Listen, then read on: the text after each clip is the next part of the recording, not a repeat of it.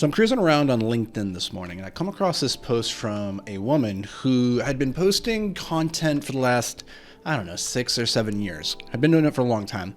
And after that many years of consistently posting content, I think she said her following was maybe like 7,000 subscribers or followers or something like that.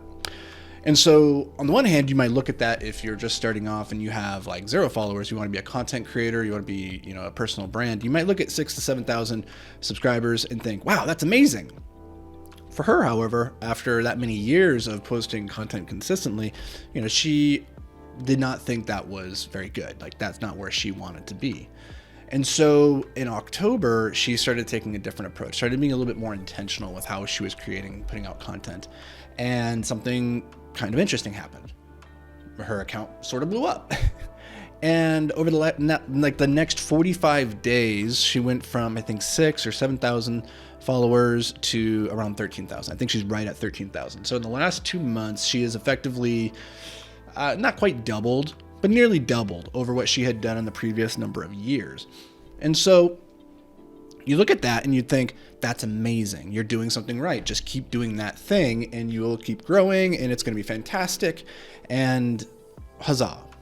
Well, an interesting thing happened, which is that growth, that explosive growth that she saw in that October, November period, it started to slow down. And for whatever reason, her content just stopped hitting quite as hard. It wasn't getting as much engagement, as many comments. It wasn't getting as many subscribers to, convert.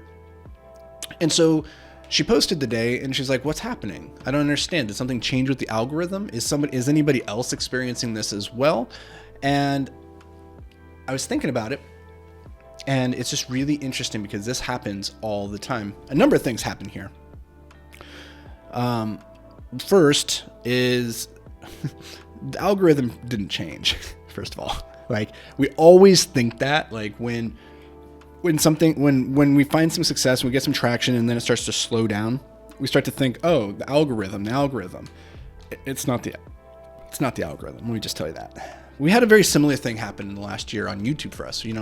We had been making content for many years, had 200 subscribers, and then as of last October, so about a year and a half ago, we started taking a different approach with the content, more high intention, more story driven, and we saw explosive growth. We went from like 200 subscribers to 140,000 subscribers in like 9 months, which is insane. Now, if you were to continue extrapolating out that growth, we would have hit like 1 million subscribers in the next year. And that becomes this baseline expectation that we judge the success or failure of our content off of. And that's not fair. That's not realistic, because what we're doing is we're using the high watermark, our high score, as the new baseline. And if we look at everything that we do as like through the lens of big data statistics, that everything reverts to the mean, that you're going to have these volatile periods where you're above the mean, and then it's going to have periods where you're below the mean. And over time, your goal is to condense those and to slowly increase the baseline. But it's unlikely that you're ever going to see a volatile peak and then that becomes the new baseline. And I see this over and over again, not just in social media and building audiences, but also in my businesses, where you would have these incredible months of sales and revenue, and then you start to think that's going to be the new norm. You start to expect that the high score becomes the new norm. And when it doesn't, you start to wonder, well, what am I doing wrong? Well, you're not doing anything wrong. You're just reverting back to the mean. And it's a slow grinding process to continue raising it. But one of the biggest mistakes that we can make is to expect that watermark, that high score, is the new baseline. And if you get too comfortable expecting that, then you're going to be disappointed when inevitably it dips back below, because that is what's going to happen. That's just how statistics and probabilities and big numbers work. And then over time, if you keep going with it, you'll see more peaks, more valleys, more peaks, more valleys. And over time, that will go up and to the right. That's the goal, at least. But I just find it really interesting because I have been there too. And here's the thing, is no judgment. When you're going through those peaks, those high points, it's euphoric, and you just kind of expect this always to be the thing that lasts. And this is the same reason we see bubbles in investing.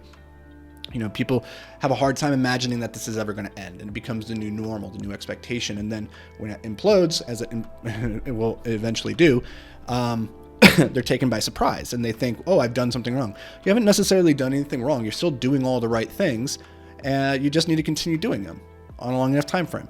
And on a long enough time frame, all of those peaks and valleys, all that volatility is smooths out, and it becomes a pretty smooth line up and to the right, assuming that you keep doing the thing.